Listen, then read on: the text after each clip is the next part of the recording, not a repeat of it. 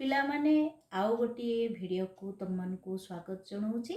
ଆସ ଆଜି ପଢ଼ିବା ଯଦି ଆମର କୌଣସି ମରାମତି ନିମନ୍ତେ ଆମ ଅଞ୍ଚଳରେ ଥିବା ଧର କୂଅ ଖନନ ନିମନ୍ତେ ବା ପୋଖରୀ ଖନନ ନିମନ୍ତେ କିମ୍ବା ନଳକୂପ ମରାମତି ନିମନ୍ତେ ଆମେ ଯଦି କର୍ତ୍ତୃପକ୍ଷଙ୍କୁ ଦରଖାସ୍ତ ଲେଖିବା ତାହେଲେ କାହାକୁ ଆଡ୍ରେସ୍ କରିକି ଲେଖିବା। ସାଧାରଣତଃ ପିଲାମାନେ ବୁଝ ଯେ ଆମେ ଯେତେବେଳେ ପରୀକ୍ଷା ଦେଉଥାଉ ବା +2 ଯେତେବେଳେ ପରୀକ୍ଷା ହୁଏ ସେତେବେଳେ ତ ସାଧାରଣତଃ ଆମର ଗ୍ରୀଷ୍ମ ଋତୁ ଥାଏ ଏବଂ ସେ ସମୟରେ ଜଳର ଅଭାବ ଦେଖାଦିଏ। ଆମକୁ ଅଂଶୁଘାତ ରୋଗ ବ୍ୟାପେ, କାରଣ ସବୁରି ମୂଳରେ ଜଳ ହେଉଛି ଆମ ଜୀବନ।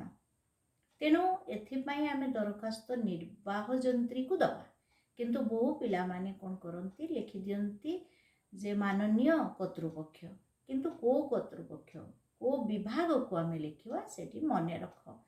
ତାହା ହେଉଛି ମାନନୀୟ ନିର୍ବାହ ଯନ୍ତ୍ରୀ ଜନସ୍ୱାସ୍ଥ୍ୟ ବିଭାଗ, ମୟୂରଭଞ୍ଜ ଜିଲ୍ଲା, ଓଡ଼ିଶା। ଏଇଟା ମୁଁ ଯେହେତୁ ମୟୂରଭଞ୍ଜର ଲୋକ ତେଣୁ ମୁଁ ମୟୂରଭଞ୍ଜ ଜିଲ୍ଲା ଲେଖିଲି। ତମେ ଯେଉଁ ଅଞ୍ଚଳର ହେଇଥିବ ସେ ଅଞ୍ଚଳର ଆଡ୍ରେସ୍ ଲେଖିବ, କିନ୍ତୁ ମାନନୀୟ ନିର୍ବାହ ଯନ୍ତ୍ରୀ ଜନସ୍ୱାସ୍ଥ୍ୟ ବିଭାଗ ଏବଂ ନିଜ ଜିଲ୍ଲାର ନାଁ ଲେଖିବ ଏବଂ ଓଡ଼ିଶା ବୋଲି ଲେଖିବ। ବିଷୟଟି ଆମେ ଦେବା ଯଦି ଧର ଆମେ ନଳକୂପ ମରାମତି ନିମନ୍ତେ ଲେଖିବା ତାହେଲେ ଲେଖିବା ଅଚଳ ହୋଇ ପଡ଼ିଥିବା ନଳକୂପ ଗୁଡ଼ିକର ମରାମତି ନିମନ୍ତେ ବା ମରାମତି ସମ୍ପର୍କରେ ଲେଖିବା। କାରଣ ବହୁ ଜାଗାରେ ନଳକୂପ ଗୁଡ଼ିକ ଖରାପ ହେଇକି ପଡ଼ିଥାଏ। ଚାହିଁଲେ ଆମେମାନେ ସଚେତନ ହେଲେ ତାହା ପୁଣି କାର୍ଯ୍ୟକାରୀ ହୋଇପାରିବ ଏବଂ ତାହା ଆମକୁ କରିବା ପାଇଁ ପଡ଼ିବ ନାହିଁ। ଆମେ ଯଦି କର୍ତ୍ତୃପକ୍ଷଙ୍କୁ ଅର୍ଥାତ୍ ନିର୍ବାହ ଯନ୍ତ୍ରୀଙ୍କର ଗୋଚରାର୍ଥେ ଜଣାଇଦେବା, ତାହାକୁ ଦରଖାସ୍ତ ମାଧ୍ୟମରେ ଏବଂ ଅଞ୍ଚଳବାସୀ ଜଣାଇବା, ତାହେଲେ ନିଶ୍ଚିତ ଭାବରେ ଏହାର ପ୍ରତିକାର ହୋଇପାରିବ। ତେଣୁ ମନେ ରଖ ପିଲାମାନେ, ଯେତେବେଳେ ଆମେ ତାକୁ ଆପ୍ଲିକେସନଟି ଲେଖିବା ଆଡ୍ରେସ୍ କରିବା ମାନନୀୟ ନିର୍ବାହ ଯନ୍ତ୍ରୀ ଜନସ୍ୱାସ୍ଥ୍ୟ ବିଭାଗ, ମୟୂରଭଞ୍ଜ ଜିଲ୍ଲା, ଓଡ଼ିଶା ଏବଂ ତାପରେ ପରେ ଲେଖିବା। ସବୁବେଳେ ଲେଖିବ, ଆଗେ ଆଡ୍ରେସ୍ ଲେଖି ସାରିଲା ପରେ ତାପରେ ଆସିବ ବିଷୟକୁ। ବିଷୟ ହେଲା ଅଚଳ ହୋଇ ପଡ଼ିଥିବା ନଳକୂପ ଗୁଡ଼ିକର ମରାମତି ନିମନ୍ତେ ଦରଖାସ୍ତ ବା ମରାମତି ସମ୍ପର୍କରେ।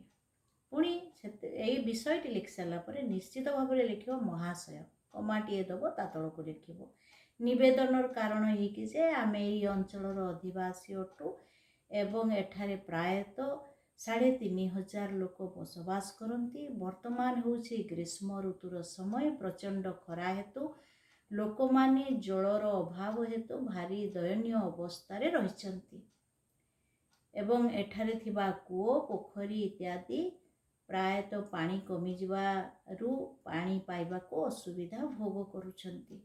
ତେଣୁ ଅଚଳ ହୋଇଥିବା ଆମ ଅଞ୍ଚଳରେ 4-5ଟି ଯେଉଁ ନଳକୂପ ଅଛି, ଯଦି ତାହାକୁ ମାନେ ସଜାଇ ଦିଆଯାଏ, ପୁଣି ଠିକ୍ ଭାବରେ ତାକୁ ସଜାଡ଼ି ଦିଆଯାଏ, ତାହେଲେ ନିଶ୍ଚିତ ଭାବରେ ଲୋକମାନେ ଉପକୃତ ହେବେ। କାରଣ ଜଳ କଷ୍ଟ ଦୂର କରିବା ପାଇଁ ଯେଉଁ ଆମ ନଳକୂପ ଗୁଡ଼ିକ ଖୋଳା ଯାଇଥିଲା ତାହା ମରାମତି ଅଭାବରୁ ଖରାପ ହୋଇଯାଇଛି ଏବଂ କେତୋଟି ନଳକୂପରୁ କେବଳ ଗୋଳିଆ ପାଣି ବାହାରୁଛି, ବାଲି ବାହାରୁଛି, ଯାହା ସ୍ୱାସ୍ଥ୍ୟ ପାଇଁ ହାନିକାରକ। ତେଣୁ ଆମ୍ଭେମାନେ ମିଳିତ ଭାବରେ ଜଣାଉଅଛୁ କି ଯଦି ଏହାର ମରାମତି ନିମନ୍ତେ ଆପଣଙ୍କର ବିଭାଗ ତରଫରୁ ବ୍ୟବସ୍ଥା କରାଯାଆନ୍ତା, ତାହେଲେ ଆମେ ଏଠାରେ ବସବାସ କରୁଥିବା ପ୍ରାୟ 3500 ଲୋକ ଉପକୃତ ହୁଅନ୍ତୁ। ତେଣୁ ବିନୀତ ଅନୁରୋଧ କରୁଛୁ କି ଯଦି ଆପଣମାନେ ଅନୁସନ୍ଧାନ ପୂର୍ବକ ଆମ ଅଞ୍ଚଳକୁ ଆସି ଏହାର ମରାମତି ନିମନ୍ତେ କୌଣସି ପ୍ରତିକାର କରନ୍ତି, ତାହେଲେ ଆମେ ଗ୍ରାମବାସୀମାନେ ଆପଣଙ୍କ ନିକଟରେ ଚିର ଉପକୃତ ରୁହନ୍ତୁ। ଇତି ଆପଣଙ୍କର ବିଶ୍ୱସ୍ତ ଯେଉଁ ଗ୍ରାମବାସୀ ବୃନ୍ଦ ହେଇଥିବ ଯେଉଁ ଅଞ୍ଚଳର, ସେୟା ଲେଖିକି ଗ୍ରାମବାସୀ ବୃନ୍ଦ ଏବଂ 5-8 ଜଣଙ୍କର ନାଁ ଦେବ ଏବଂ ବାମ ପଟେ ଯେଉଁ ଅଞ୍ଚଳରୁ ଲେଖୁଛ ସେଇ ଅଞ୍ଚଳର ନାଁ ଦେଇକି ଗୋଟେ ଗାର ଦେଇକି ତାରିଖ ଦେବା ପାଇଁ ଆଦୌ ଭୁଲିବ ନାହିଁ ପିଲାମାନେ।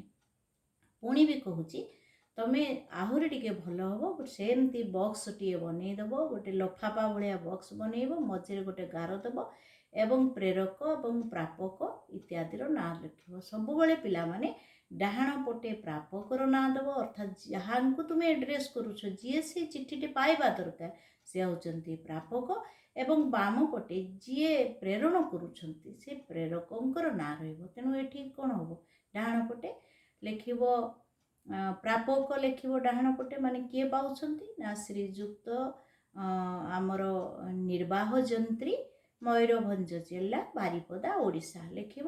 ବାମ ପଟେ ଲେଖିବ ଯେ ଆମେ ଏଇ ଅଞ୍ଚଳର ଗ୍ରାମବାସୀ ବୃନ୍ଦ, ଏବଂ ତାରିଖଟି ଦେବା ପାଇଁ ଭୁଲିବ ନାହିଁ, ବା ସେ ଅଞ୍ଚଳର ନାଁ, ଏଇ ଗ୍ରାମର ଗ୍ରାମବାସୀ ବୃନ୍ଦ ଏବଂ ଅଞ୍ଚଳର ନାଁ ନିଶ୍ଚିତ ଭାବରେ ଲେଖିବ।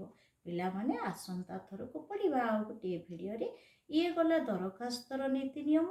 ତାପରେ ଆମେ ଜାଣିବା କେମିତି ପତ୍ର ଲିଖନ ଲେଖାଯାଏ। ତେଣୁ ଆଜି କେମିତି ଲାଗିଲା ଭିଡ଼ିଓଟି ନିଶ୍ଚିତ ଭାବରେ ମତାମତ ଦେବ। ଯେଉଁମାନେ ମୋ ଚ୍ୟାନେଲକୁ ସବସ୍କ୍ରାଇବ୍ କରିନାହାନ୍ତି ନିଶ୍ଚିତ ଭାବରେ ସବସ୍କ୍ରାଇବ୍ ସହିତ ଲାଇକ୍ ଏବଂ ସେୟାର କରିବ ବୋଲି ମୁଁ ଆଶା କରୁଛି।